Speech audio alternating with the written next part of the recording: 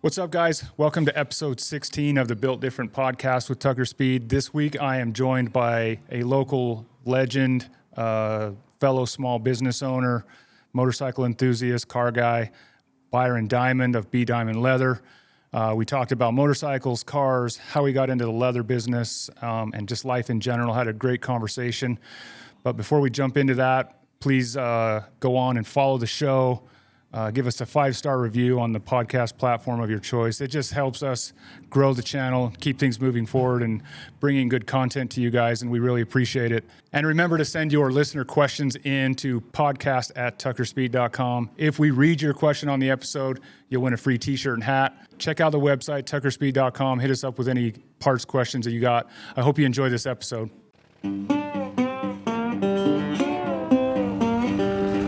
Making power by day, making friends at night. Built different, Tucker Speed. Hell yeah, brother. That's just crazy. Well, we're rolling, aren't we, Jordan? So, All right. I'll do a quick introduction. This is the Built Different podcast with Tucker Speed. I'm joined by a good friend, a local legend, Byron Diamond. In my own mind. Yeah, that's all right. We can all be a legend in our own mind, right? But local leather dude, motorcyclist, car dude. I mean, you do a little bit of everything. Yeah, so I do a got lot of a lot stuff. to talk about. Well, yeah, no, there's plenty. So I'm glad that you carved out an hour or two out of your day to come sit down and chat. I'm excited to be here on the podcast and be able to chit chat with you. Yeah. Yeah, I mean, you've been on our list since before episode 1. It's just kind of been a matter of timing and getting you down here to make this happen. So I'm glad we were able to make it work. Yeah. No, I'm glad too. It was I was super pumped when I got the message that we are coming on today. So It's cool. Yeah, so let's talk about Byron. well, actually, here's where I want to start. Okay. So, and we'll probably jump around. Hopefully, that's all right for the podcast. We'll just go where it goes. But I wanted to actually say thank you to you. So, when you and I first met, you were working down at the Harley dealership, and you were my first person to buy my stuff wholesale, and it's always meant a lot to me. Okay. And so I just wanted to say thank you for that. I don't know if I've ever actually told you thank you, but it's. I didn't know I was the first. You were until now. you were my first wholesale client. Right on. Yeah, before it was just individuals buying custom stuff from me, and you Sure. were my first one that I can make multiple things for. And I think we bought like a bunch of like blanket rolls Yeah. and Yep. some swing arm bags. Yep. And, I mean, and I was the parts manager down there, and I was just trying to give the dealership a little bit of flavor, a little personality. Like Yep. the dealerships always look so cookie cutter. They're all the same. And I just, I was trying to run that department, a little different. yeah, no, and it. I think we were on the right track. I mean, we were Yeah. down right back then. Yeah. Down there, I think. Yeah, no, it was pretty rad. I was pretty pumped. And you've also obviously, I mean, down here at Tucker Speed, you've continued to buy wholesale from me and carry our leather goods down here and all that. So it's just been a rad friendship. But it was built by that first initial you saying, "Hell yeah, let's get some stuff down here." So Right on. What had to have been like 2013-ish, 2012, yeah, somewhere in that neighborhood. yeah, somewhere in there. It might even been somewhere right around in there. So it's been a long time. 10 years ago. Yeah. That's cool.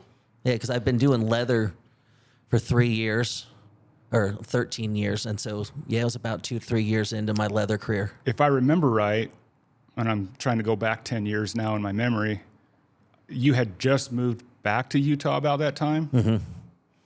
Well, I had moved up to Ogden at that time. Okay. And so I was an industrial mechanic working at a factory down in Salt Lake working on $1 million soap machines. And I ended up getting fired because my mouth. And no surprise there. yeah, no.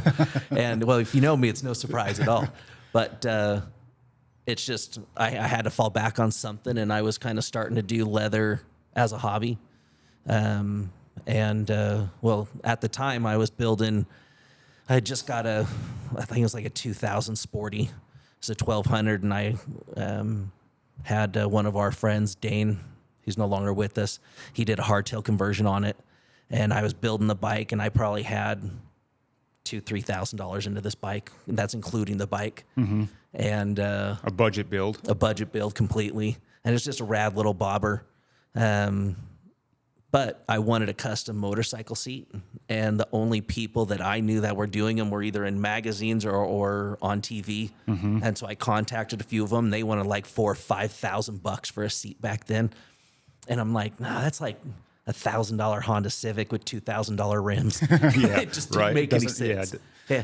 So I went and I actually bought a starter leather kit from Tandy Leather, and it turned into a career and a full-time job for my wife Candace and I, and 2 employees, and it's just slowly growing. So the leather business wasn't any like master plan that you had drawn out. You just kind of happened into it. Happened into it. Yeah, I just wanted to make It's usually the best way though, yeah. right? No, it is. I wanted something. I wanted to be able to make cool stuff for myself, and then it just turned into something else. And some days I love it, and some days I'm like, ugh, stupid leather. Yeah. I think, anybody that works for themselves, everybody that I've ever talked to says those same things. Yeah. It's the best thing that ever happened to you. Yep. But there's days where you just hate it. Yeah, no, and it is the truth. It's nice to know you have a steady paycheck coming in with a normal job, but at the same time, knowing that you're building your empire by your own hands is a big deal. Yeah. And And you answer to you. yep, Or sometimes I feel like I answer to my customers. yeah, oh you yeah, know, to an extent. Like my boss is my customers. Yeah. Like that's who put expectations on me. So even though you work for yourself, like you still have to meet expectations. yeah. You Well, expectations, deadlines, quality. There's a lot that goes into it, and you guys, all our industries are pretty similar. You guys are doing your racing, doing your repairs, doing builds, having the shop here, and customers still expect a certain thing out of you. Same with down at our shop. We have our wholesale customers that we make product for their businesses, and then we have our custom customers that we're making all the custom goods, and they expect something. Then we get repairs that come in, and repairs are like, we have multiple businesses like Dillard's and some of the higher end stores send all of their repairs on their custom or their high end purses. So Oh, yeah. all those fancy Louis Vuittons and Coaches and all that, they're garbage, but they get sent to us for repairs. So it's pretty rad. That's cool. That's probably, I never realized that you did that. Yeah. And that's probably just, like us, you can't just do just custom. Like custom's fun, right? Yep. Custom's fun when the customers let you just do your thing. Yeah. Understand who you are and let sucks you when do your stuff. Yeah. Yeah. Custom sucks when the customer wants to be involved in every step and dictate what you do. Yeah. Yep. So custom has it, but the funnest is when a customer just says, "This is my idea," and lets you do your thing. Yep. But unfortunately, you can't survive on just those. You got to be able to do those, the wholesale and the repairs and all. Yeah, I was hoping I could, but then even then, you still kind of get burnt out. A little bit. Because it's one of those. There's things that I really, really enjoy making. I don't know why I've always really enjoyed making like the biker style long wallets. I can get a lot of art on it. I can do a lot with them, and I just enjoy making them. But then there's things like our new slapjack that we call the Mac Daddy. I love making those things right now too. And so I'll build something, and then like I really, as you know, try to promote it and push it.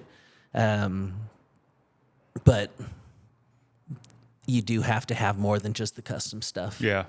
Because custom stuff takes a long time. I have some things that take me 3 or 4 months to make.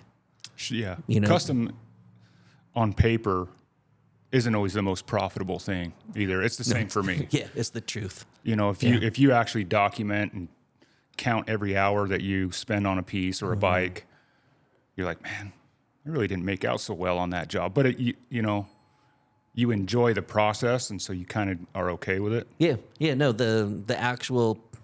You're correct. I mean, the actual process of it is the fun part. You know, being able to turn out that custom piece that you can say, okay, I made that.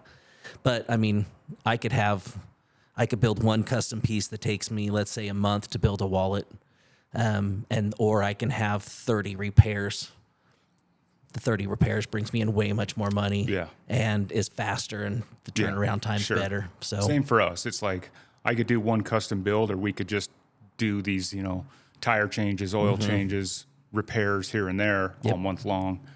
And yeah, those ones pay the bills. Yeah. And then you get to do the fun ones in between. Yep. And that's how our business is. It's the same honestly thing. Same thing. Yeah. Same exact thing. Yeah. Just different industries, but same industry at the same time. There's a lot of crossover. Yeah. Yeah. I mean, I think we share a lot of customers. We you do. know, you know what I mean? Like we have a lot of people that come here to get their bikes repaired and come buy leather goods or have leather parts, you know, things made for their bikes or whatever, you know. So there's a lot of crossover there, which is cool. Yeah. No, I dig. I mean, down at our shop, we have our genres of people that primarily come in. You know, we have our motorcycle families, we have our Western families, and then you have stragglers in between then. But a lot of that, even a lot of like the Western people and the motorcycle people are kind of all in the same thing, because most of them have like a motorcycle, you know? Yeah. And so it's cool to see how it all revolves around. I mean, Ogden's such a rad town, but even the surrounding areas are so rad, and everyone wants to come in. And actually, Ogden sucks. Don't come to Ogden. Right. Yeah. We're full. Yeah, we're full. But no, it's pretty rad. I dig it a lot. I dig the industry I'm in, and the people I've met, and the places I get to go, and things I get to do, like the podcast. So another thing we have in common is we both work with our wives full time. We do.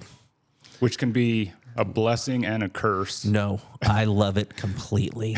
That's a good answer. 100%. That's a good answer. You too, right? Yes. The best thing that ever happened to me. That's same exact for me. Yeah. I love it. I'll be honest. I'll be straight up. And you can leave your answer at that. I'll be straight up. Like when Tori came here to work full time, I was scared. Yeah. I was like, man, this is going to be the end of us. Yeah. I really thought that. Like, I'm like, you know, we're going to, like, the arguments we would have about our personal issues at home are going to be amplified, because now we're going to be fighting at work all day and fighting about work things. Yep. And I think for us, it had the opposite effect. We fight less now than we did. Yeah. And I think part of it is that she understands what I'm going through on a daily basis. And where before I was putting in a lot of time here and a lot of work, working after hours and stuff, you know, when I first opened. Yeah.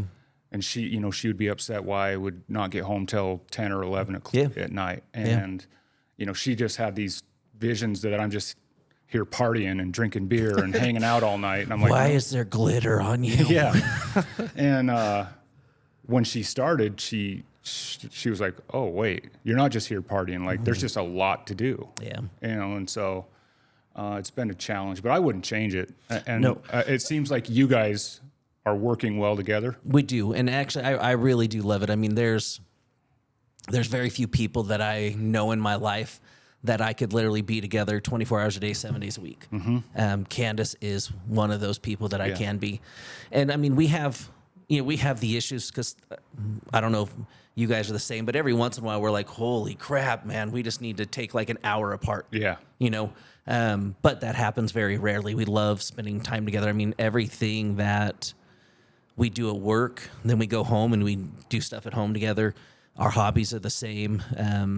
You know, when I'm out cruising in one of the cars, she's out there with me. Now, granted, my shovel head, she can't ride on it. That's why it's called the Coochie Killer.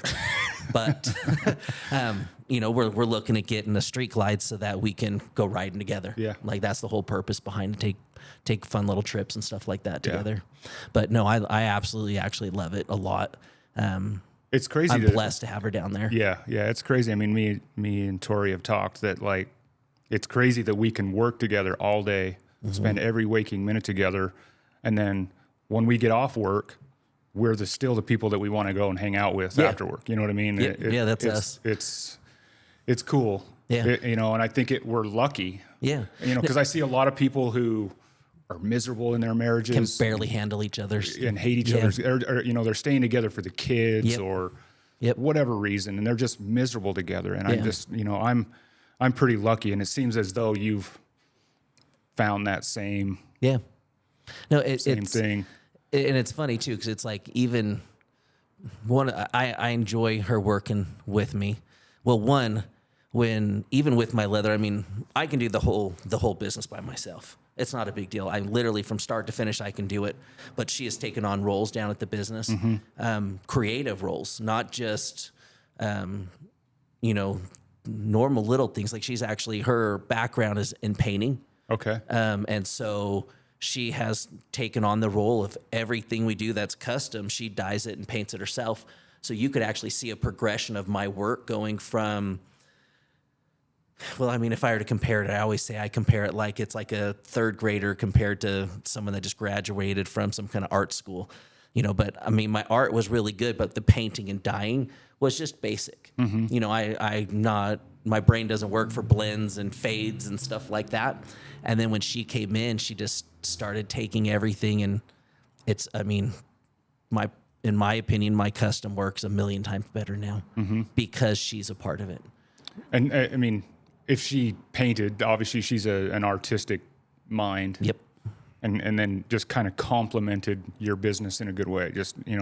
added And then to it. That's cool. Yeah, and then she handles office stuff, which is hard. I'm not going to take any of the office stuff away because there's things that I don't want to have to deal with or know how to do, and she does it. So Yeah, that's cool. Yeah. I'm stoked to see, you guys work together and be successful and be happy. yeah, same for you guys though. Yeah. It's cool to see that, like sometimes I feel like I'm pretty lucky. And it's cool to see that other people are, have that in their life as well. It is. And actually you can feel that when you come in here. I mean, obviously I know the two of you guys, and so I'm able to chit chat with both you guys and have a friendship with both you guys, but you can feel that it's cohesive down here. It doesn't feel stale or like a harsh work environment. And that shows that you guys get along and love each other and are doing this together to build your empire together. It's kind of the idea. Yeah. I don't know if there's an end goal. I haven't quite figured that part out yet. Same. We're just day by day right now. I don't know where we'll go. That's same for us too. And some days it's a struggle and some days it's not. And you just roll with it. But the cool thing is that you're doing it together. Yeah. It's funny. I just found out this morning, actually just when you walked in, I was on the phone with another friend who owns a paint business, and him and his wife work together. Okay. And he just sold his business to a larger conglomerate that bought his business, and they're kind of cashing out. Yeah. And they're just going to go, their business started as like custom paint. Okay. And then it morphed into collision repair, vehicle like accident repair, all that type of stuff, insurance work. Yep. And they've done very well and grown into multiple buildings and a big operation. And I heard there's a lot of money in that, in collision repair and all that. Oh, for sure. I mean, it's insurance, right? Yeah. Anytime and you know you're going to get paid. Yeah, right. But yeah, they just sold out, and they're gonna take the money and kind of dial it back to what they initially got into the business for, and just focus on just custom stuff. Yeah. And it's cool to see them like cash out, build the business to a point where they can cash out and then just kind of reset back to what they love, and they'll be able to make ends meet now. Yeah. Well, and Candace and I have actually kind of talked about that, to where because we've been expanding the shop. And so we have BDiamond leather. Well, we got a laser machine that's probably, if we were to stack these two tables together, it's probably about that big. Okay. And the laser machine we got initially to just cut out patterns for our shop. So I'll have a high school kid, or college kid, sorry. He'll scan in my patterns that I make for like belts or purses, wallets, whatever. And then they're in my computer, and I can actually just program in the laser to cut out 50 of them right in a row. So that's why we originally got it. And then I start getting into the art aspect of it. And then we started adding in, like 3 tiers of things. So you can get just a plain wallet that we have down on the shelf, still a BDiamond leather wallet, still handmade.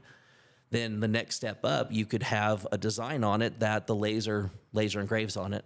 And then you have the top tier, which would be like my hand carving and Candace hand dyeing, hand painting it.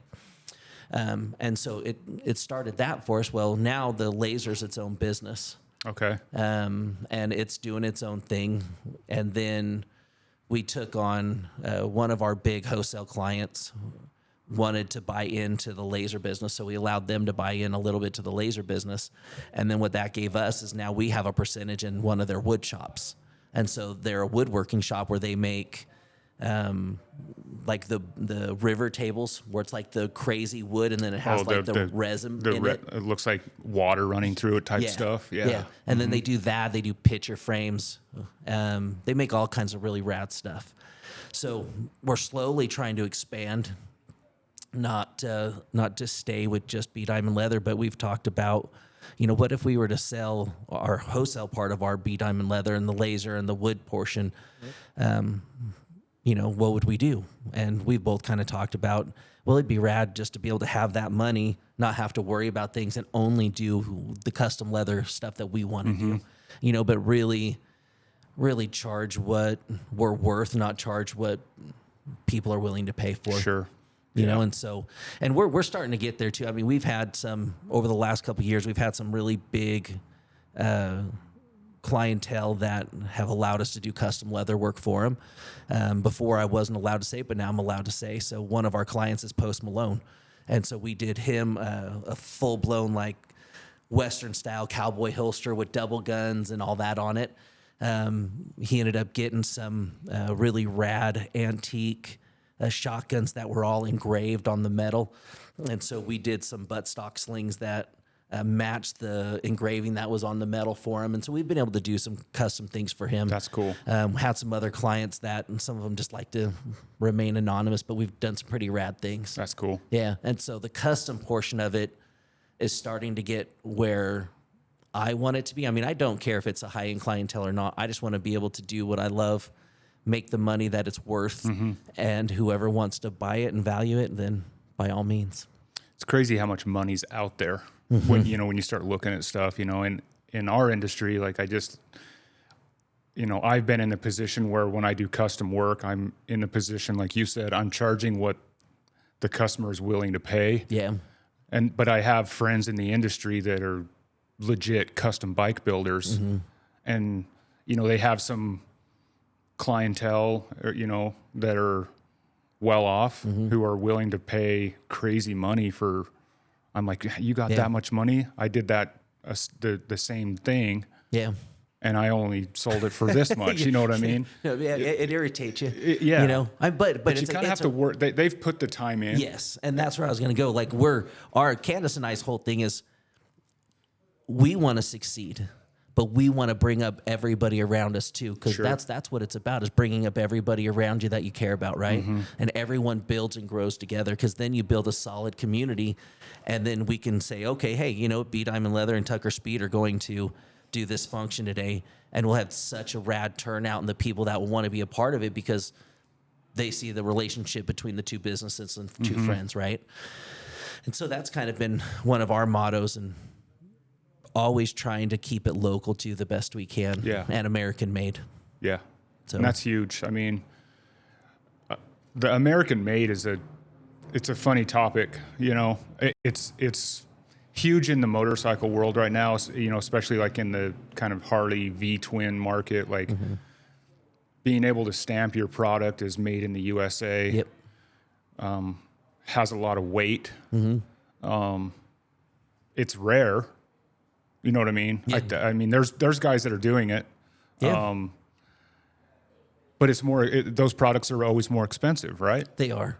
If you compare it to, let's just take risers like we were talking about earlier, like a made in the USA. 6-inch risers or 8-inch risers, just so everyone knows. Yeah. That's all we use.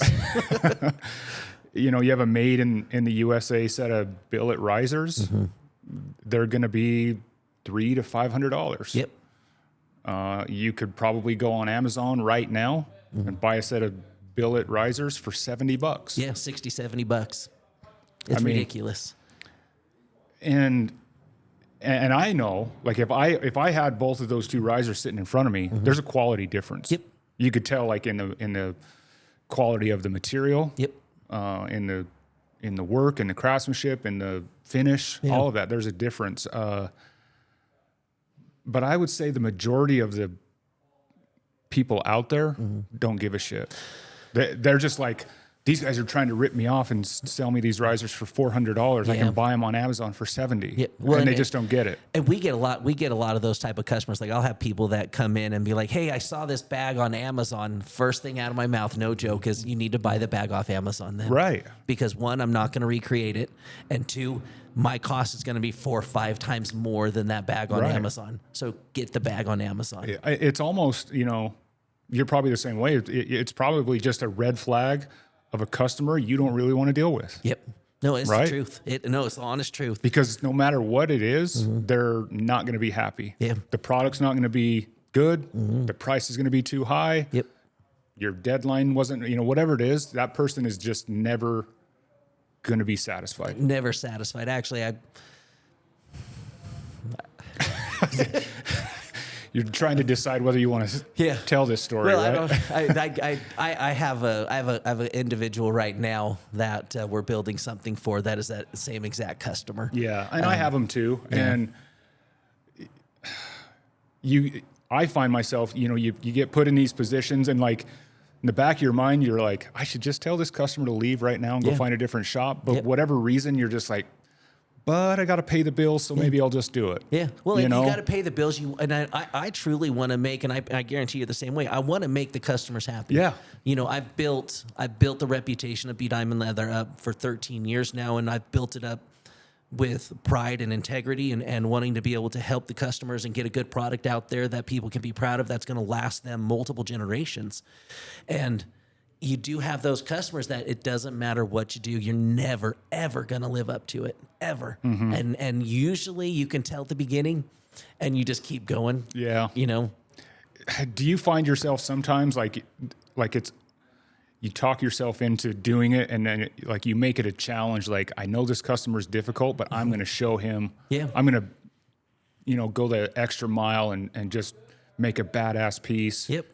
Just to like show him it's worth it, and then he's still not happy. 100%. That breaks your heart. Yeah. Then you're like, oh damn. It's like you want to you take on, like, I mean, obviously you're a guy who likes to take on challenges, so it's almost like you take on the challenge of like, I'm going to make the most difficult customer happy. Yeah. And sometimes you do. Yeah. Well, actually, and you're like, man, it really worked. And sometimes it just blows up in your face. Oh, right in your face. And actually, I'm going to tell a story. I'm not going to say the customer's name, but oh man, I'm trying to be so Christ-like with this guy.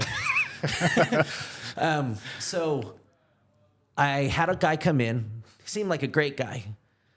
He wanted a biker style wallet. Was very kind of specific with the style of the outline of it, and that it needed to have a flap that came over that held it together. Even though those type of wallets aren't my style, there's other leathersmiths out there that make that style of wallet, and that's what they specialize in. It's just not my style of wallet. But I said, okay, I'll do that for you.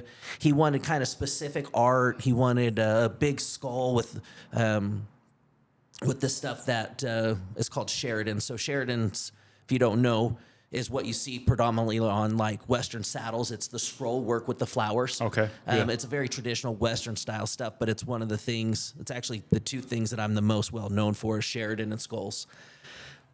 Excuse me. And so he wanted specific colors. He wanted unique clasp or a button to keep it closed. And so I told him, I said, hey, I'm going to be about, like, with where we're at as far as our workflow, I'm going to be about 8 months before this wallet gets finished. Well, it starts 2 months into it. I get phone calls. Hey, is my wallet done? Well, no, I told you, if you look on your ticket, I said that it's going to be about 8 months before I can even get this wallet finished. Okay, well, another couple months go by. Hey, man, I'm getting kind of frustrated. Where's my wallet at? And I'm all, listen. And I'm being professional. I said, look at your ticket. It says right on there about the date that it's going to be ready. And you got to give me about 2 or 3 weeks around that date. It might be before, it might be after. 7 months comes in. Hey, man, I'm really starting to get mad. Where is my wallet? And he's a bigger dude. He's biker-ish. And so he really thinks that he's Mr. Tough Guy. So finally, he gives me a holler, and I said, hey, man, I'm actually starting your wallet right now. And he's like, well, do you have any questions about artwork or anything like that? I said, no, it's very specific what you want. I know what you're thinking.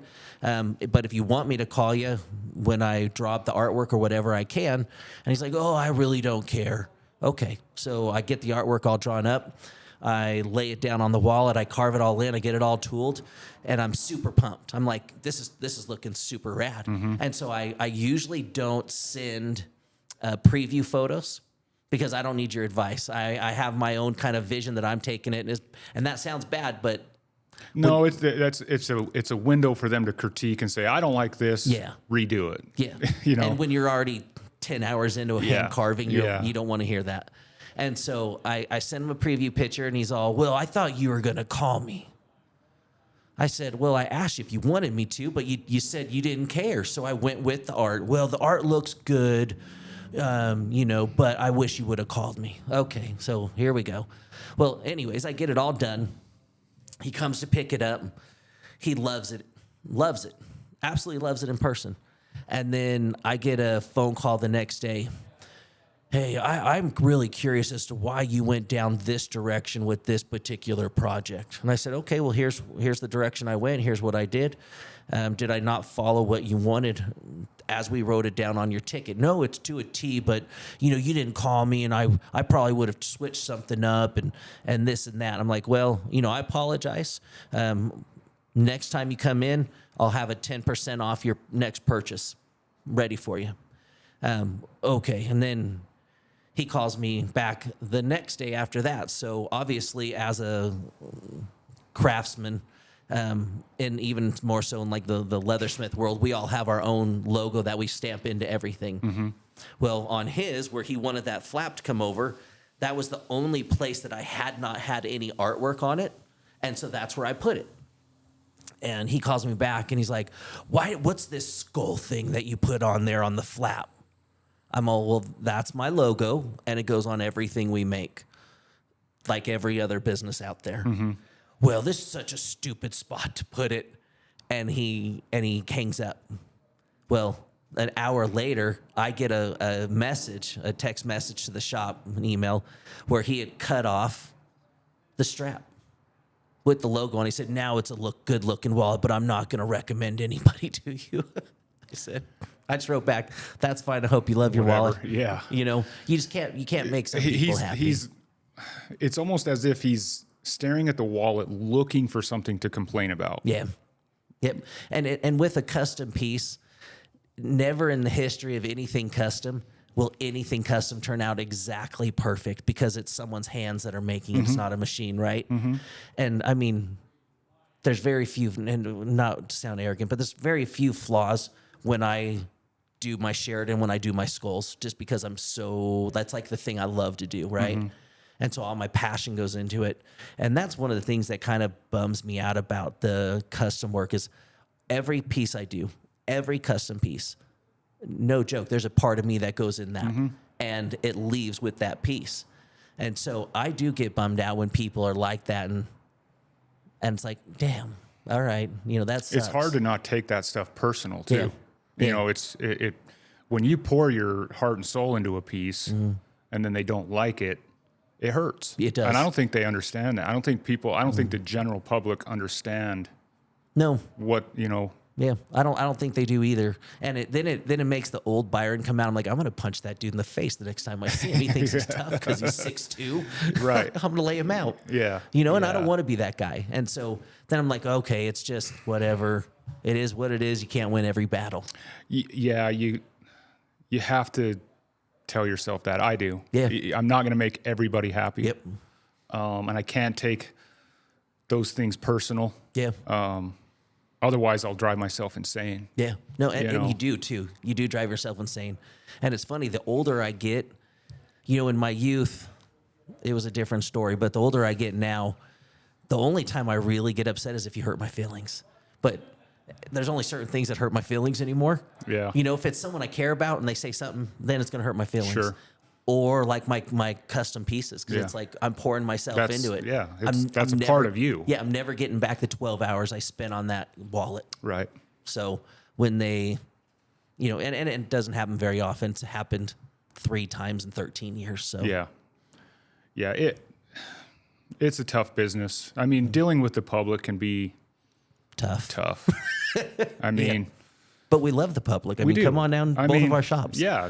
I mean, 95% of them are great. Yeah. It's that 5% that just can sour it and make you question your life choices. I just need to be a manager at In-N-Out Burger. Yeah, exactly.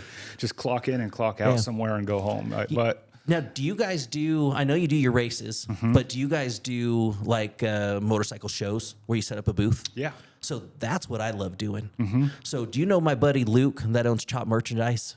I don't. Super rad dude. He also, have you guys heard about this was the second year, a couple weekends ago, of the Party at the Pin show. So he's the one that puts on the Mm-hmm. Oh, Party okay. at the Pin. Yeah, Those are some of my favorite things to do. Having a booth Mm-hmm. and having the customers come to the booth and being able to socialize with everybody and have Yeah. a good time. yeah. That's what I really love. Yeah, I enjoy those. We try and do a couple of those a year. Yeah. I mean, actually, when I hurt my leg, that's where we were at. We were there the same weekend. Oh, you were? As, the Party at the Pin. Yeah. We were at the Four Corners rally, Okay. and we went down there and we set up a booth, and sold a bunch of our merch Yeah. and stuff, and put some of the bikes in some of the bike shows. There was multiple bike shows, and we put some of the bikes in the shows, and then I raced Saturday night, and that's when I wadded myself up. But yeah, we do a lot of that stuff, and I enjoy It's the fun. booth stuff. Yeah. I really, I mean, we get a decent amount of customers coming through the doors as do you guys, but it's a different vibe. Yeah. You know, being at a show, everybody's excited. Mm-hmm. People are, going booth to booth and looking at all the bikes Yeah. and just enjoying themselves. And actually that Party at the Pin show, not to plug them, but I should, because we're one of their big we're one of their sponsors. I wouldn't say, I tease Luke saying we're their big sponsor, but he has big sponsors. Sure. But I mean, it really is. It's a weekend long. There's rides beforehand. And actually, there was a lot of people that came in for that Four Corners ride. But all the bikes.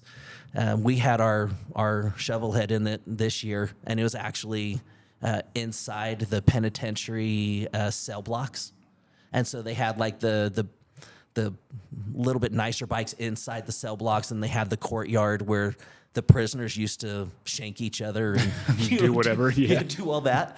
And so like there was bikes in there, and then there was like bikes in the grass. But the vibe of the event, it being at the old Idaho penitentiary, is just rad. And a lot of the buildings are still there. Like the gallows are still there. Really. Where they'd hang people. But here's the OG part about the gallows at this prison. Let's say you and I were best buddies in prison, right? And I did something crappy and they were going to hang me. They would make you watch. So the gallows is a 2-story building, and it has a false floor that falls out. So there's a big hook in the ceiling that they would tie the rope to, and then to me, and then they open up the gallows. I would fall. Well, how explicit can we get on your podcast? Prisoners usually poop and pee themselves, and you would be in the bottom floor of the gallows watching me. You would be like the Underneath. floor below. Yeah, You so see the floor so open. you'd be down here, and the floor drops out, and I'm hanging. You're down here sitting, watching me hang. But then you have to clean up the mess afterwards. Wow. That's hardcore. Yeah. I mean, that's hardcore I've never been to prison, but that's hardcore. Yeah. That's enough to keep me out of Yeah, prison. 100%. Yeah, I couldn't believe it because they had like the plaque and the plaque talks about everything that they would do for that and how they would have to go about it. And literally they'd make their buddies watch and then Wow. clean up the mess. Yeah, that's rough. Yeah. Different times though. Oh, I mean, yeah. right? Yeah. Oh, Different yeah. I can't times. remember when the prison closed down, but it's been 30, 40, 50 years, something like Yeah, that. different Yeah.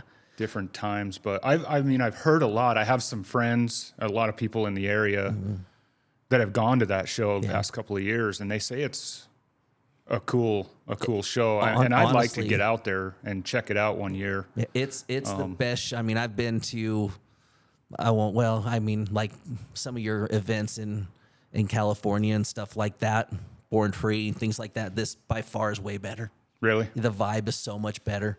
Everybody's just laid back and having fun. And they do tattoos. You can go there and get a tattoo. There's like 2 or 3 tattoo artists usually that they book out for the year. And you can go up, and it's actually in the what's the hardcore part of the prison called? Like where the really bad inmates go. Like death row? Yeah, or? like death row or something like whatever that. it is. Yeah, and that's where they're tattooing you. And so they Okay. have like little prison style tattoos or party to pin style tattoos that you can get tattooed on you.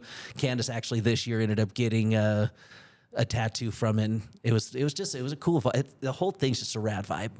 Yeah, I've had some friends that have gone up, and they said it's a cool show, Yeah. a cool vibe. And we talked about going this year, but it conflicted with the rally. So you should have gone though. I should have. Yeah, I wouldn't be in the condition I am today. Yeah. Yeah. We did the Four Corners rally, and that's a fun one. We've done it a few times, and it has a good vibe to it. I think it's a different crowd than what's at that. Like it's, Yeah. those chopper shows, if you will, Yep. are a different crowd of people. It is. Both have their place, and both are cool. Yeah. Well, one of the, I was impressed actually. So the show was we rolled in Friday night and got set up, got our booth set up, got the bikes put in and all that. And then I can't remember the little town, but there's a town right outside of Boise. I want to say it's like called like Old Idaho or something like that. We didn't go, but you drive like 45 minutes outside of Boise, and it's this old town that looks like an old Western town. Oh yeah. Yeah, and so that's where they had like this A pre-party pre-party? thing. Okay. And the people that went said it was a blast. And then the show's actually Saturday and Sunday. What made me smile was on Sunday, it was obviously like the chopper crowd, but then there was like town people and people like in suits, like coming out of church or something. Really? Yeah. And so it's kind of a cool vibe. Inside of the show, it is like your vintage choppers. But outside of the show, there were, baggers, FXRs. There was all kinds of different stuff, and some of your old school choppers still outside too. And I would say there's probably almost more bikes outside the show than that were on display inside the show. Really? Yeah. So it was pretty cool, but it is predominantly kind of a chopper crowd. Yeah. Well, and that's a funny thing about the motorcycle industry is that there's all these little subgenres, Yeah. Even in the chopper scene, there's different Oh yeah. styles of choppers. Oh yeah, like your you know what I mean? traditional chopper guys that could only buy. There's the traditional you know, parts yeah, and- they're yeah. the I'm not that guy. purist or Yeah. whatever, they only run like original equipment stuff Yep. or period correct stuff, yeah. like all that stuff. And then there's just dudes that, have a $2,000 Sportster chopper. Yeah. And, because that's all they can afford or whatever, But they're ripping around and riding it every day though. yeah. Or And they might pull up to that show on their $2,000 sporty chopper and park next to a dude with a $40,000 bagger. Yep. Both those dudes they're going to the same place to Yeah. do the same thing. Yeah, still on 2 wheels. You know what I mean? And so, yeah. like the subgenres sometimes end up, competing against each other a little bit, it seems like. But Yeah. I don't think there's any reason for that. I don't think there's a reason for it at all. I think it's rad if you're just out doing what you want to do. Like when I do any of my builds, whether it's motorcycles or my vintage cars, I am not a traditionalist by any stretch of the imagination. I have an idea in my head what I think looks cool. Whether you like it or you don't like it, I don't really care because I'm doing it because dig it. You think it's good. You do it your way because that's what you think's cool. Yep. And so that's the beauty in it. Yeah. Well, and I mean, like the Coochie Killer, it's a swing arm chopper. There's not very many swing arm choppers out there, but I'm getting old and I wanted a little bit of cushion this time. Yeah. I didn't want a hardtail. Well, and that's just it. Like you've got this old shovel head chopper, but you're also going to buy a street glide or a road glide. Yep. Because depending on the day or what it is you want to go do. Or if my back hurts. Yeah. You're going to ride one or the other. Yep. And they're both cool. Yeah. And it doesn't mean that you belong or don't belong in a certain crowd of people. Yeah, no, and all, I mean, my mindset in life in general, and this has been since I was a little kid, I've always thought to myself, I'm not cooler than you. You're not cooler than me. We're on different playing fields as far as things we do, but at the same time, our playing fields can still intermix, and neither one of us are cooler than the other person. And I don't give a crap who you are. I don't care if you're the guy that's just starting out with your $2,000 sporty chopper, or if you're Jesse James. Neither one of those guys are cooler than the other guy. They're just both doing their own thing, and as long as you're doing your own thing, more power to you. Yeah. And that's true. And I try and preach that because I just see a lot of it. I see a lot of, dudes that ride, they put themselves on a pedestal that they're better than you, better than me, because of whatever reason. Yeah. Because they bought a certain bike or they built a certain bike or they ride with a certain group of people or whatever, you know what I mean? It's like we all just like two wheels because they take us places and we have fun on them. That's it. No matter what it is you're riding. No, it is the truth, but that goes with almost all the different things out there. Like, the wife and I will go cruise our local boulevard here, Washington Boulevard, and usually we'll take out either our lowrider or our van. And when we're cruising, I even enjoy, as I get older, I hate how loud they are, but I even enjoy like some of the kids that are out there, 19, 20-year-old kids, and they're building these Honda Civics or whatever they're building, but they're putting their time and effort into it. Sure. That part of it I think is rad. Whether I like the vehicle or not, that doesn't matter. I think it's rad that people are putting effort into something and trying to make it their own. For sure. I think I'm the same way. As I get older, I appreciate seeing the younger generation not sitting behind a desk or on a computer. Yep. Like the kids that are out there that still enjoy the mechanics of a motor, like whether it's a motorcycle or a car or whatever it is, like just tinkering and building something and using it to go out and live life. Yeah. Whatever it is, whether it's a sporty chopper, a Honda Civic, or whatever it is, like. Well, unless it's a Honda Civic with $2,000 rims on it. Yeah, in that case. No, but even then, I really do. I just really enjoy seeing people put time and effort into something. It does. The older I get, the more happy it makes me. Well, and I think that, like in mine and your situation, we've put time, sweat, blood into projects, and we know the sacrifices and what it takes to do those things. And so you look at those projects differently now, knowing what those kids are doing, what they're trying to do, what they're aspiring to do, and you can appreciate the work that they're putting into it because you've done it. Oh, 100%. And I just turned 49 last month, and so I'm coming up on that 50 mark. It's a big one. And it's a big one. It is. It is a big one. But I started building cars. So I started building my first car at 19. I built my first motorcycle at 20. And my oldest son, Kellick, he's 29 as of this month, and he actually owns the first custom car I ever built. Oh, really? Yeah, it was is a 54 Chevy Bel Air. But that's what I learned how to do everything: weld, air ride, chop tops, everything. I've just mangled this car. It's rad looking. But I even tell him, I said, let's pull it into the garage and let me redo a bunch of things that I can do better now, right? But then same goes with my first bike I ever built. It was a 74 Ironhead Sporty that was literally in crates. It was a crate bike. And it had a hardtail frame that had been extended and raked a little bit, a 6-foot long narrow Springer on it. And took me 20 minutes to kickstart that thing. And that thing would beat me up, would flip me over the bike. I mean, just beat me up. But I loved it. It wasn't the best looking bike in the world. I wish I could find it now to redo it and to have it. But I just loved it. And literally, actually, the funny story behind that, I'm not a mechanic, definitely not a motorcycle mechanic. I was looking back at old Easy Riders and the horse magazines, and I would find one that was around the same year as that bike, and then I would look where the pieces would go, and that's how I knew where to put the pieces on it. Okay. That's literally how I built that whole bike. Pre YouTube mechanics. Yep, pre-YouTube mechanics. I had lucked out that once I got it all together, there was a shop down in Salt Lake that's no longer around called Classic Motorcycles, and their main mechanic down there, all he did was adjust a couple of things and it was ready to go. And I mobbed that thing everywhere.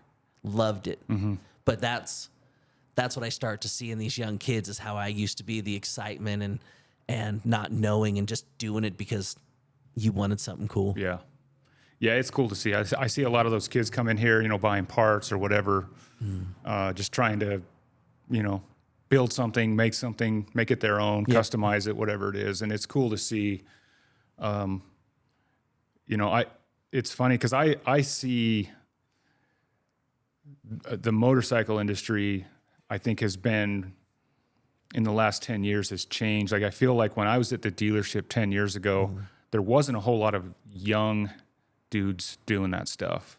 Yeah. Not as many, Yep. and maybe my view is skewed because I was at the dealership and maybe that's why I didn't see the young guys. Okay. Our clientele at the dealership was mainly, boomers, Yeah. Old guys, and they were just getting older and there wasn't a new generation coming in. And then when I opened here, it just seemed like the scene changed, the Dyna scene came on and, the FXRs became cool again. Yep. And now the performance bagger stuff. And there's a lot of young guys doing that stuff. And I think it's, because I was thinking like 10 years ago that like all of our clientele, all of our customers are going to be dead in 10 years and we're going to be left with nothing. But there's been this new wave of young kids coming in. And like I said, maybe it's just because, where I was at the time. And here I'm, seeing a younger crowd. I don't know. No, I can see that. I mean, the Harley dealership has its own crowd. For sure. The people that are willing to pay Harley prices. Right. Right. And let's be honest. I mean, a lot of the times those type of prices were people that were more established in life. But, every time I come down to your shop, there is a younger crowd that you see in here, but there's an older crowd too, know? And so you guys do have a diverse amount of clientele that come in. Yeah. I mean, I have everybody from the kid who is just trying to, get $100 to put a new tire on his bike, or, the older gentleman who comes in and says, "This is what I want to do to my bike. I don't really care what the price is. Just make it happen." Yeah. And, Well, and you even get, I mean, I use you guys, you guys rebuilt that front end for me and lowered it. And so you guys do have a good variety, but it's the vibe. The Harley shop has a vibe to it. And not a very good one. Not a good one. Yeah, I'll say it. I'm not, they already don't like me, so I'll say it. Yeah, no, they don't really care for me much either. But it does. It has like the snooty tooty, I don't know, it's just a crappy vibe. You walk in and you look at a shirt and the shirts are $45 for a t-shirt. I mean, I don't know. I've never actually looked at a Harley shirt before in a Harley store. I don't think you're far off. And it's not even a cool t-shirt either. Yeah, no, it's not. And then you come into a shop like yours where there's rad things on the wall. You guys have all kinds of things down here. You have your own brands of stuff. You have rad helmets. You have Dixon flannels. I mean, you have BDiamond leather stuff. You have all kinds of things down here. And it's the vibe of it. And then when you walk in, too, your front counter guys aren't dicks. You walk into Harley, and most of their guys down there are dicks. They have some kind of attitude. Like, oh, I work at the Harley shop. That was one thing I was impressed when you worked down there that you didn't. You were just laid back and cool about things. Yeah, I mean, I tried to be. Yeah. But I mean, I definitely see it more now where I'm not working there. But yeah, I mean, And what's funny is, not to sit here and bash on those guys, but half the guys in the dealership really don't know all that much about Harleys. Yeah. True. But what pisses me off a lot of times is that, like, just because they work in the dealership and they have on that uniform with the bar and shield on their chest, people think that they know. They're the Harley gods. You know, the guy at the parts counter at the Harley shop said this, and I'm like, well, that's not true. But for whatever reason, that their word is. Yeah.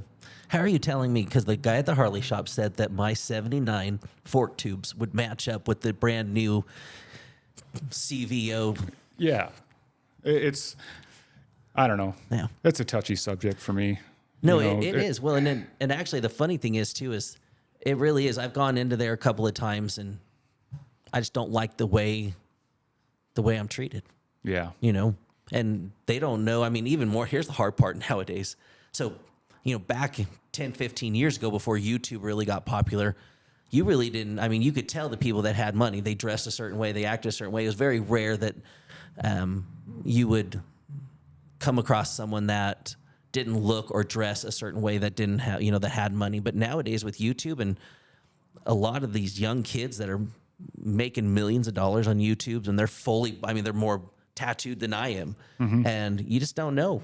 And so the Harley still treats people like if you don't look a certain way, you're not going to get their level of respect or think that you can buy the old something. judging a book by its cover type thing. Yeah. Yeah. Yeah. I mean, it's weird. I mean, we try and stay open, you know, here, like to just whoever you are, whatever you ride, whatever it is you need. Yep. We'll try and take care of you. Yeah. If we can't, Yeah.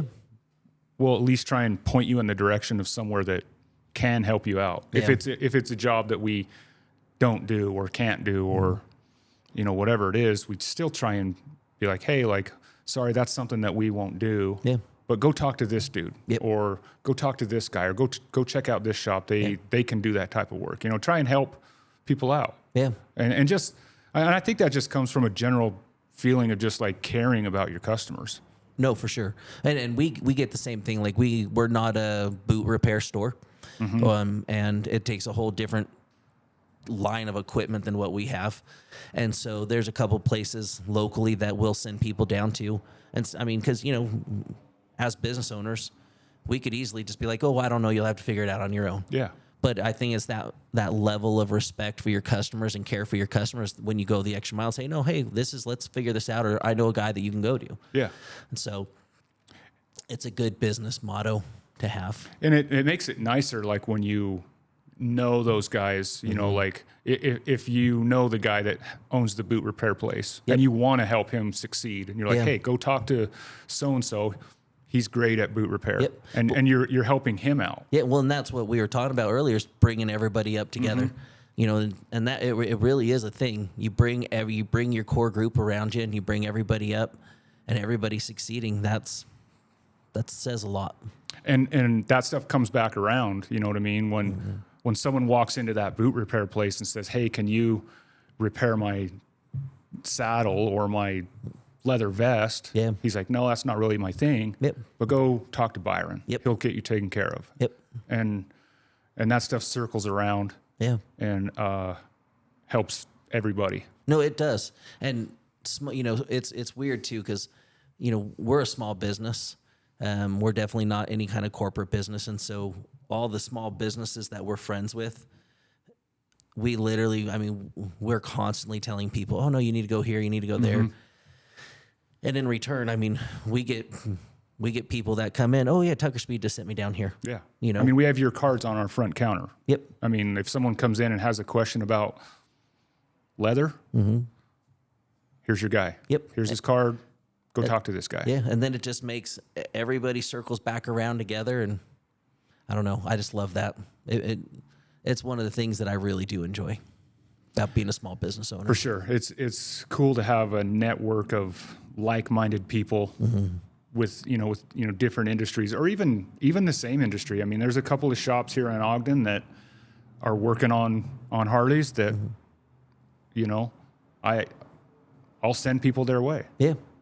You know, it might be I might be too busy, or I might not want to take on that project, but that guy will, or Yeah. what, and they'll send stuff my way, stuff that they don't specialize in. Yep.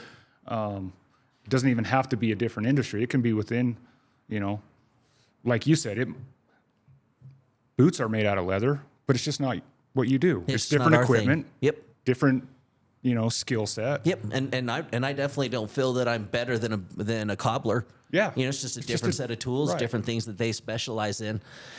But same thing. I mean, there's a few other things that we don't do that we won't tackle anymore just because it's just not what we do anymore. Yeah. And so we'll send them to people that do. And that's kind of where we've gotten. When I opened, we would basically work on anything, whether it was dirt bikes, Honda street bikes, whatever. I mean, just whatever we could do to just get by in the early years. And then over the years, we've kind of been able to not do some of the stuff that I really don't want to do. Yeah. I don't work on any off-road stuff. I really don't do any, non-Harley branded stuff anymore. Yep. And even within Harley, I really don't even work on the old stuff anymore at this point. I specialize in new Harleys, doing performance work. Yep. Our racing kind of backs that up. We're out there racing modern Harleys, building performance motors, tuning them, that type, and that's become my specialty. And if it's not that, there's other places that will serve you better. And there's nothing wrong with that. I mean, you literally are buying equipment like your Dyna. You're buying equipment for what you specialize in. And it doesn't make any sense as a business owner to take on things that you can't do 100%. Right. And I mean, granted, you have for me. I know you probably don't usually take on front suspensions on a shovel head, but you did for me. Right. But I really appreciated that, and maybe you guys do, but I felt special. I was like, oh, all right, But you guys do the performance stuff, and that's become our niche. Yep. And that's what we specialize in. And yeah, I mean, we'll take on the occasional older job here and there, but I'm pretty picky about them. Yep. But yeah, I mean, if it's a friend, I'll take it on. If it's, it just depends on the bike and what it is we're doing and whether I'd take it on or not. Sometimes it depends on the time of year. If it's midsummer, probably not. Yeah. If it's December, I might think about it when it's a little slower in here, Yeah.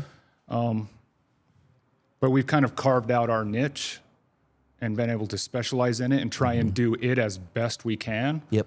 And you can't do that when you're trying to do a bunch of other stuff too. No, that's the honest truth. And that's where we're at. I mean, 13 years of doing leather now, I definitely have the things that I specialize in. Yeah. And that's what I prefer to do. Yeah.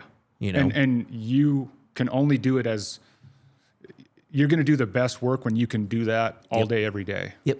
But when you're trying to spread yourself out between, this and that and this and that, and then get back to what you're good at, just focus on what you're good at, and you stay more on top of what you're good at if you're able to continue to do that. Yeah. If you're going in this direction, that direction, this direction, whatever, you're not you're going to be holding able to yourself truly back. Yeah, you're not going to be able to truly specialize in something. Right. Yeah. I mean, at some point I you got to definitely when I get my street glide, I'm bringing it down here. Or sorry, not my street glide. I don't want a bat ring. I want the road glide. Yeah. Road glide's the way to go. Yeah. Yeah. So it will be down here when I get one. I'm curious. I know you have a pretty interesting upbringing, childhood. Yeah. I don't know a ton about. I've heard little nuggets, pieces, with talking to you over the years. Yep. You weren't born in Utah, right? Nope. Born in Southern California. Okay. Yep. Born in a little town called Dana Point. It is the starting of the southern end of Pacific Coast Highway.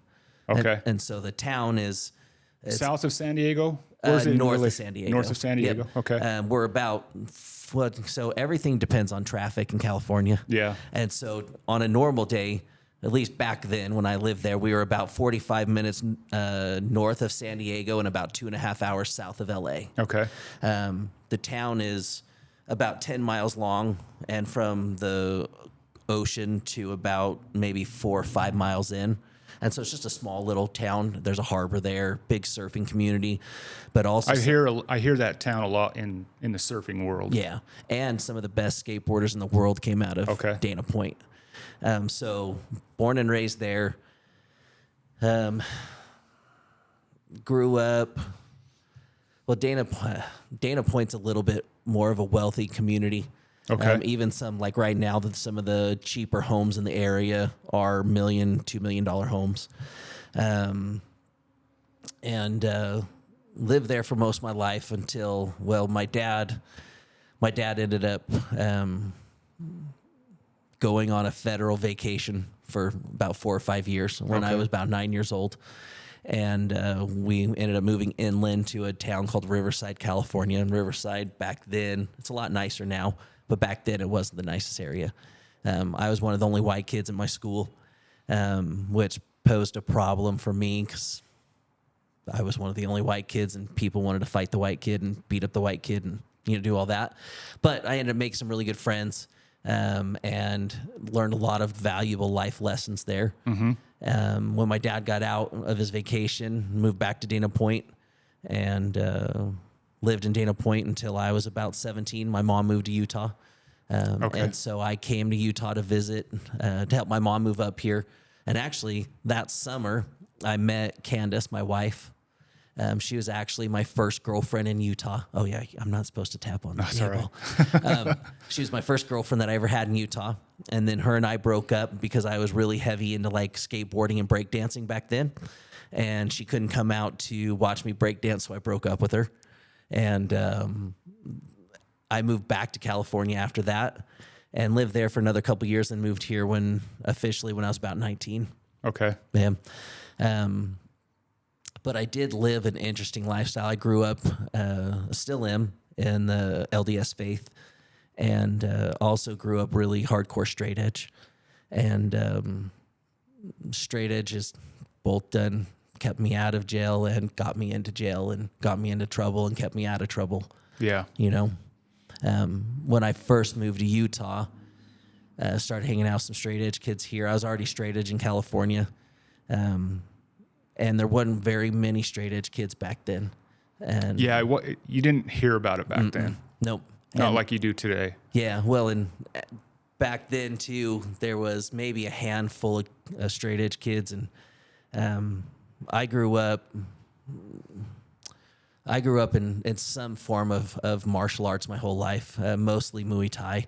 But with that, I was fighting a lot. My older brother would get his friends together, and they'd get the younger brothers together, and they'd have us fist fight to whatever their gig was. So I've been fighting for most of my life.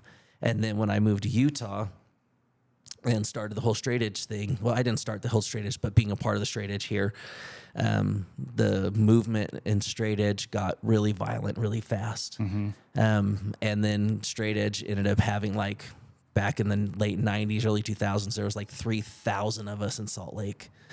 And then that poses an issue because then you get the mob mentality and, the bull crap that comes with that. But a lot of it, straight edge, basically was started, at least in the area here, because you had kids that were getting bullied or picked on by gangs or other groups of people, or being made fun of because you didn't drink, you didn't party, you didn't do that type of stuff. And I think it resonated here in Utah because of the LDS faith here in Utah. And so you had a lot of the kids that were frustrated and angry and didn't want to do things, but were wanting to defend themselves, and just got crazy.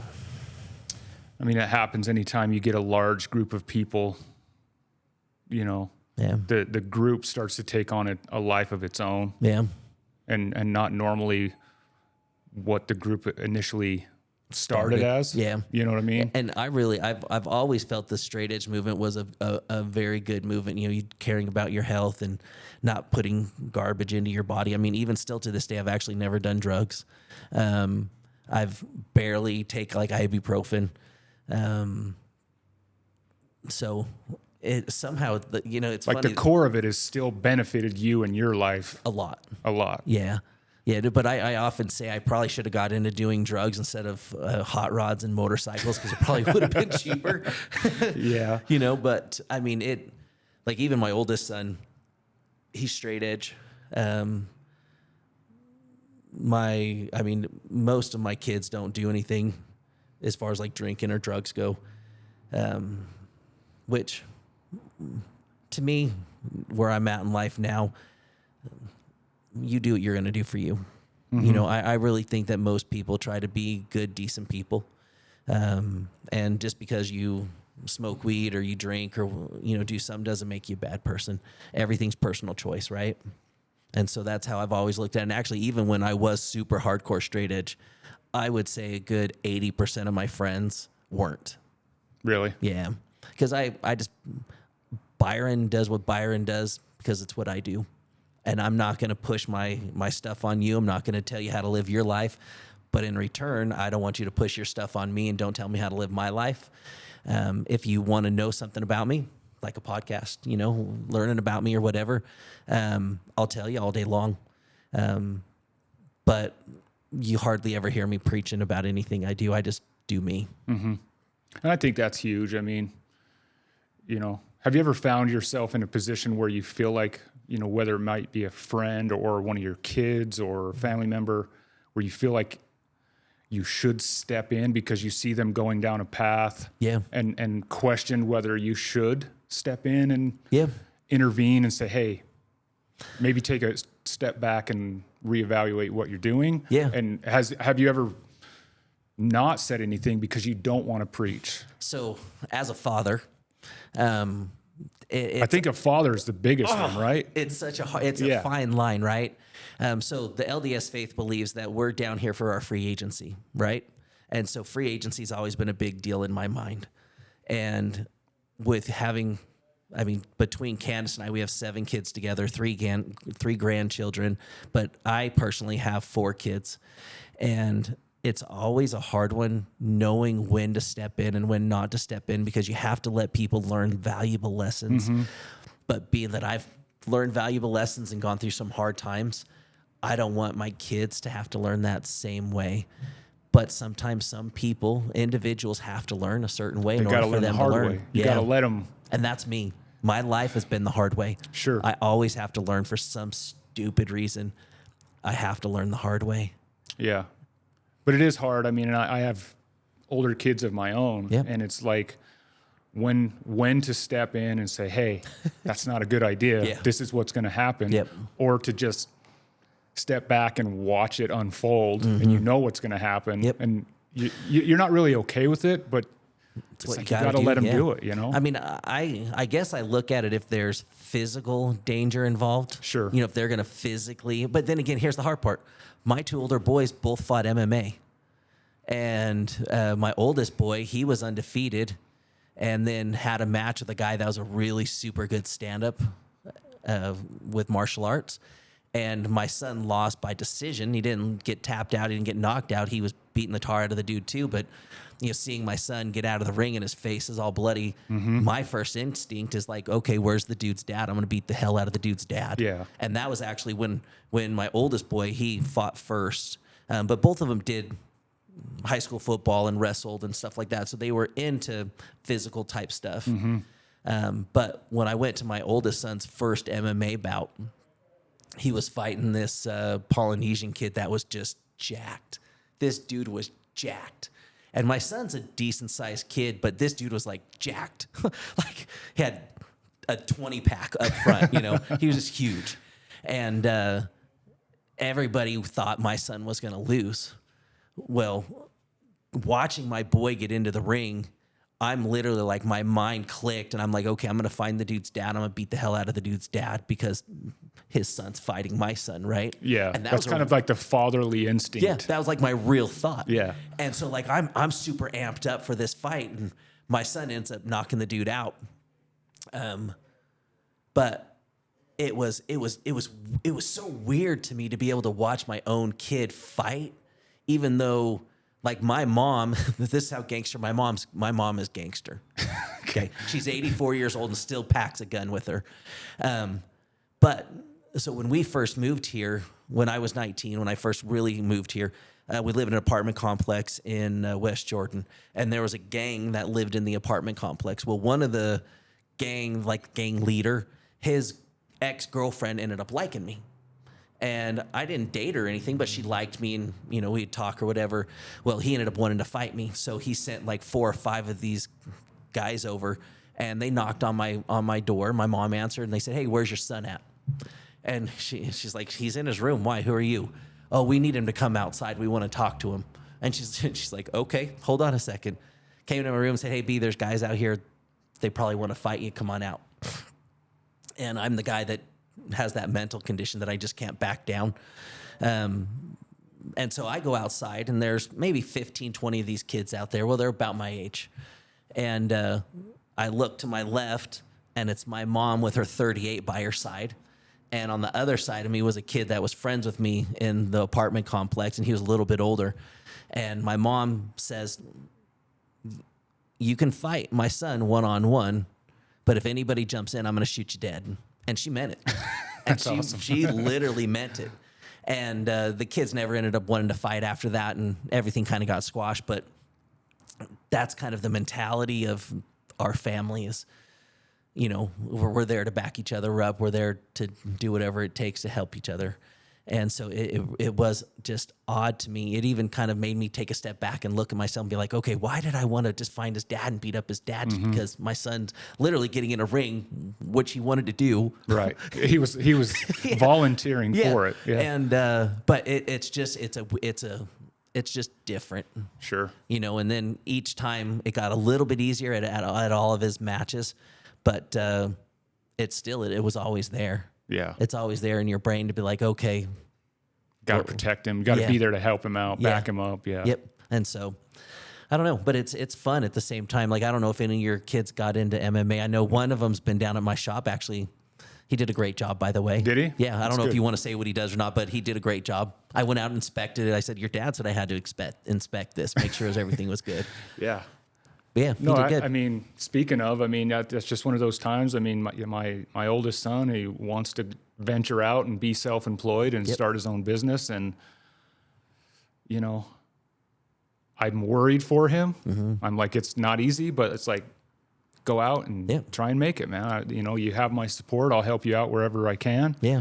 And, but I'm like, go out and you got to go out there and do a good job though. You know what I mean? Especially if you're going to go out and try and, you know, work with people that I know. Like, you know, you're kind of putting my name on the line a little bit. Like, you know, even though it's him and I know you wouldn't judge me if he did a crappy job, but I'd just tease you. Yeah. But no, he's good. He's trying to make it, you know, make it in this world. I mean, he's young. He's 22. He'll be 23 in a month or so. Yeah.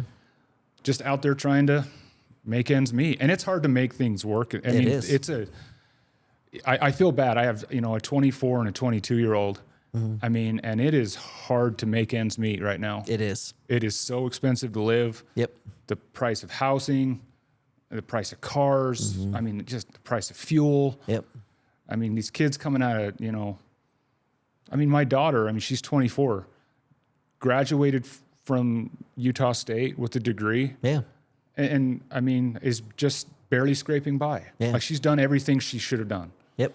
Put herself through college, got a degree, and still just barely scraping by in a one-bedroom apartment. You know what I mean? Well, and I just feel bad. A one-bedroom apartment just in Ogden is like $1,600 or some crap like that. Yeah. Like, I couldn't believe it. No, it's unreal. And so I really feel bad for him. So, I mean, I'm rooting for my son. I hope he can make things work. I hope he can be successful. Yep. I'll be there to help him in whatever way I can. Yeah. He might learn some hard lessons. Yeah. Well, and hopefully he does, though. That's the point, though. I mean, I wouldn't be the man I am today with the drive and determination that I have to make things work if I wouldn't have failed. Yeah. And I've failed a lot. Yeah. I've made bad choices. I've made bad, you know, both personally and business-wise, because, I mean, this isn't my first business I've owned. And so you have to learn. You know, if you don't learn from it, you're not going to grow and you're not going to succeed. But the good thing is that with your kids, with my kids, they've seen what we've struggled with. They've seen what it takes to run a business. And I hope that they've all taken that into their heart and know how hard they have to work in order to be able to succeed on their own. And the other thing is that they've seen that you've dealt with issues. Yep. It's been hard for you. Yep. And you've been able to be successful. Yeah. You just keep your nose to the grindstone. Yep. Keep going. And you'll make it. Yeah. Like, just don't give up. Yeah. And like you're the proof to your kids that that's true. Yeah. That just keep after it. Cool. And then They might fail, they might screw up, they might have bad days. but you keep Just going. keep after it. Yeah. And Yeah. that really is, that's as much as I hate it and as cliche as it is, that's really what makes someone successful is keep going. Have you ever seen that little cartoon? Well, it's like a drawing, a meme, where it's two dudes are digging a tunnel, and one dude is like one axe swing away from busting into the chamber that has all these diamonds, and the other dude is hitting the chamber, actually opening up, but the one dude gave up with one axe swing away. That always stays with me, as stupid as it sounds. I'm like, oh, I'm just one product away from getting into Walmart, Right. because that would change my life, Sure. my family's Do life. something huge like that. You never know. Making millions of products for a company. And so I've always kind of thought that. Even so, I've had BDiamond leather, and now the other businesses we have that branched off of that. But I used to have a retail store in Salt Lake called the Junkyard, and due to the lack of support I had at the time, I shut it down personally. And then I used to be a professional photographer for 15 years too. And that career took me to all kinds of places, but I shut that down. I did a lot of models. I didn't do a lot of models. I photographed a lot of models and did like headshots for actors and stuff like that. And one day I had a model that I had done pictures for that she ended up in a bigger magazine because of them. And she came back to get more photos and acted as if I owed her something, even though my photos were what got her in the magazine. And I was having a bad day, and I just had enough. I said, you know what? I'm done doing photography. I literally shut down my full-blown business in one day, sold my equipment over the next like 6 months, and I have not picked up a camera since. Yeah. Like, I was that mad about it. But I needed a life change probably. Yeah. You know, that was just the reason that I ended up changing my life at the time. Well, and sometimes you have those moments in time where you just have a realization that you need to redirect your path. Yep. It's true. And it's weird because you have those moments, and you just have to listen to the universe because it's trying to talk to you. Yep. And you can ignore it, Yep. or you can be like, I think it's time. Yeah. And just sometimes redirect the universe the path. just kicks you right in your Yeah. butt. Yeah. No, it's wild. I mean, and I've had the same thing. You know, I kind of had the same thing, you know, when I was at the dealership. I loved that job. Yeah. I loved the people that I worked with. But it just got to a point where it just wasn't filling my need. Yeah. It just was like, you know, and I didn't have a complete industry change. It was just like, I need more out of this. Yeah. You know? Well, and that's a valuable lesson though, just in itself, because you literally went from the dealership and then doing your own thing, learning what it took, and made it work. And now you have a good business going for yourself. Yeah. So yeah, listen to the universe, right? yeah, and that's the truth. And you have to sometimes. I mean, I've had to multiple different times in my life because I've had ups and downs. You know, even though I said earlier I had never been to prison, I've never been to prison, but I've been to jail a couple of times. Violent things, you know, fighting. And one charge was insinuating a riot. Just dumb things that didn't need to happen, but at the time it's where I was at, right? But I learned from it, and I grew from it, and that's the important thing. Is I tell my kids this, and I tell my wife this as well. Mistakes are going to happen. It doesn't matter if you make a mistake. It doesn't matter if you fail, as long as you learn from it. If you take one thing from it and you learn from it and you grow from it and you're better the next day, that's all that matters. That's the value in the mistake. You know, get something from it, Yep. learn from it. Yeah. Yep. Change from it. Yeah. And I have, in my opinion, I have no competition besides myself. The person I look in the mirror, that's my competition. I literally every day try to be better than I was the day before. And that's good advice for everybody. You know what I mean? Just try and be a better version of yourself every day. Yep. Learn something new every day. Yep. learn from yourself, Yeah. learn from your own mistakes, Yeah. learn from others, Oh. be willing to listen. I wish I could learn from others better than I did in the past. Yeah, right. Yeah. So I know you're into bikes, but are you into vintage? I don't know if we've ever talked about vintage cars. I want to say I am. Okay. You like them. I like them. Okay. I'm not well versed in them. Okay. I've had a couple of old cars. Yeah. You know what? I was in my early 20s. I bought like I can't remember what year it was, mid 60s Cadillac. Oh, hell yeah. I mean, it was a boat. The thing was huge. They are. They're boats. And I mean, I found it in like, you know, this was pre-internet stuff. Mm-hmm. Like I found it in like Cycle Trader magazine or Auto Trader or Yeah. whatever it was. You know, it was in Salt Lake. It was like $2,500. I'm like, oh, I can afford this. That's a badass car. You know, it runs. Drive down there, pick it up. It ran for about 30 minutes and then left me stranded on I-15. Okay. And then turned into a project that I didn't know what I was doing. I tinkered with it. We got it running for a while. It would run a little bit here and there. And finally, it just sat on the side of my dad's house for long enough. He told me to get rid of it. And so I just sold it, you know. Did you ever think about getting another one? A few years ago, well, yes, I love those like 60s Cadillacs. I don't know why. They're just they're cool rad. to me. Yeah. You know, there's one for, I have a friend who's got I think it's a 66 Coupe de Ville Okay.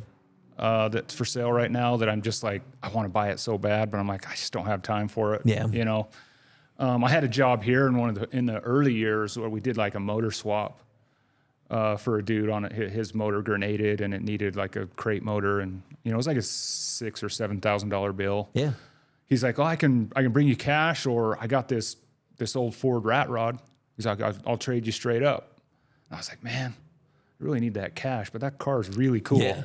So I took that rat rod on trade, you know, and it was, I don't even remember what year it was, like 32 or something. I mean, it was a rust bucket. Yeah. I mean, but it was cool. It had the, you know, kind of hot rod red interior. I had it for a year. I mean, we would cruise around. You know, I'd take the wife and the kids in it. You know, we'd cruise around on it on the days it off. ran and drove? It ran, yeah. Oh, yeah. hell yeah. Yeah, he brought it down. Like, he's like, I'll bring it down one day. Well, you could take it for a test ride and Yeah. see if you really want to take it on trade. And I went and drove it, and I was like, man, this thing's cool, man. It's Yeah. just all metal, rattles like no other, runs like shit. Like, you know what I mean? Just like, Yeah, but just scared cool. you a little bit. Yeah, Yeah. yeah. You know, the brakes were terrible. Yep. You know, had old drum brakes, and I had fun with it for about a year, and then I had it parked in here in the shop, and you know, the business continued to expand and grow, and I'm like, man, I need more room. At the time, I had a rat rod parked right here. I think I remember a that, pool yeah. table sitting right Yeah. here. Yep. And the business was just growing, and I needed space, so I ended up selling the car and selling the pool table and like trying to actually run like a legit business and not just a hangout spot, you know? Yeah, got rid of all the cool stuff. But yeah, I mean, I dig old cars. Yeah. I don't know tons about them. Did you ever see that 69 Cadillac Coupe de Ville I had called the Filthy Pickle? I don't think I ever Adam saw. painted the Serape roof on it. Oh yeah. Yeah. Okay. That thing was actually, that's one of the cars. So since I was 20, it's right around in there, 1920, I've had and built right around 80-ish vintage cars and trucks. Okay. And so there's very few that I'm like, oh, I wish I had that back. But that Filthy Pickle, I wish I had that back. Really? Adam painted it. I'm not acting like I painted it all, but I did help him tape it. And it was 9 hours of taping. Really? Yeah, just the top part of the roof. And then he also taped off the sides and did like these cool sun rays, and then like this 70s disco pattern on the back deck lid. But it was 9 hours of taping. Wow. And then we came back. It's a big roof. Yeah. Oh, big. Yeah. And the tape, I mean, it was like an 1/8-inch tape or something like that. It was little. And we taped it one day. And then he came back the next day, and then we would take each line off at a time, and he would spray it. But that dude gets down. I mean, I know you had Adam on here, Yeah. but he gets down. He's probably the best custom painter I think I know. For sure. Yeah. He's definitely a talented dude. Yeah. But there's- there's some crazy stuff. Oh yeah, Crazy the way his mind works. Yeah. It kind of he just makes and thinks of the craziest things. Yeah. Like the one he did. Did you see it was like a fake bomb, but he did Osama bin Laden's face on it or something like that. That was pretty rad. Yeah. The dude's wild. He's got a crazy imagination. Yeah. When we had him on the podcast, I mean, his brain just works in different ways. You know what I mean? Yeah. It's just wild and such a good dude. Yep. But yeah, I mean, at some point I'd like to have some cool old cars. Yeah. I'm just at this point in my life, I have so many motorcycle projects that I'm in the middle of. I'm not really looking to buy a car to work on it right now. You know what I mean? Yeah. Like, I hate to say it, but like, if I ever get to that point, I'll probably buy a car that's like Done. It's worth it. Because I'm just not looking for more projects right now because I got too many of them in my life. Well, Maybe one day I will. Maybe I'll get to the point where I'll have the time to just go home and work on a car. Yeah. But right now, when I go home, like, I don't want to fix stuff because I've been fixing stuff all day. Well, you know maybe, what I mean? maybe my brain's skewed with it, but I swear, building a car and building a bike, it's so much easier to build a bike. Oh, yeah. I can get a bike done so much faster than a car. For sure. But I mean, that's maybe just the way my brain works on it because I just view, I mean, I've had car projects. I built actually one time, me and my buddy Brian Montek built a 24 Model T hot rod in 29 days. From Really? start to finish, and we built the frame. We didn't build the body; it was just a steel body. But we literally built the whole car in 29 days. As it was a bet that I had with another one of, he's passed away now, but an old club brother of mine. Okay. Yeah, so it was pretty rad. But Just like every waking minute, just working on it. every night after work, going over there all weekend long, and just built it in 29 days from start to finish. 29 days, we started it and drove it around the block. Wow. Yeah. But old Be cars young are fun. again, right? Say what? To be young again. Oh, I know. Yeah, and that's the thing. I was probably 23, Yeah. 24. Yeah. But it's, cars and bikes have always been a huge part of my life. I've always said that I'm a car guy that has a motorcycle addiction. And so, I mean, I've built far less bikes. I think I've only built like maybe 10 or 11 bikes in those years. But I don't know, the whole custom world scene, I just love it. For sure. Love all the custom stuff. And actually, if it's raining here in Ogden, if it wasn't raining today, I was going to drive you the van down or the El Camino down to. That'd be cool. Yeah. It rained. Yeah. Weather happens. So. Yeah. Well, cool. So I want to just end it on, want to let people know where they can find you, follow you. Okay. Obviously you've got a shop. Yep. So Yeah, we have pop into the shop right here in Ogden on Washington Boulevard. Yeah, You're on the other end of it than I am. Yeah, we're kind of opposite ends of Washington, Yeah. but full-blown brick and mortar. We're at 3480 Washington. You can find us. We have a website, BDiamondleather.com, or you can go to Facebook, Instagram, YouTube, and I think that's it. But all of those are under B Diamond Leather as well. And place your order, see the custom stuff we do. Yeah. Or come down to Tucker Speed Shop, and there's products Some down stuff here. down here. Yeah. And if you want to place an order, like I said, you can go to our website or go to Instagram or Facebook and hit us up. Right on. Well, you always got cool stuff in the works. So, give you a follow. Jump on follow us. Instagram. Yeah, we're trying to build up our YouTube right now. But you can follow us over there. Follow us on any of our social medias. We appreciate it. It'd be rad to hear from you guys. Cool. Well, I appreciate you carving out a couple hours and coming out and talking with me. And I had a good time. appreciate it. So, Buddy, shooting the poop. Yep. Right on. Thanks, man. No problem, brother. Thanks.